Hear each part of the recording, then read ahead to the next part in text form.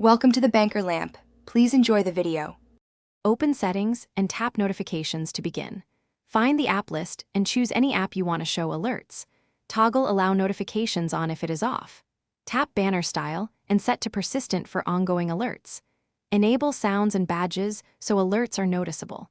Go to Focus and open Allowed Apps to let notifications bypass Do Not Disturb.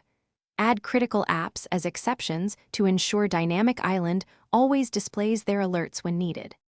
When an activity appears, tap the Dynamic Island to expand it into a larger view. The expanded view shows real-time details and actionable buttons for that app. Use a long press on the island for quick actions like pause, skip, or mute when available. To dismiss a single activity, swipe up on the expanded island and confirm if prompted. If multiple activities stack, swipe left or right to switch between them and tap to open the one you need. Customize each app by going into Settings, then Notifications and choosing styles for Dynamic Island.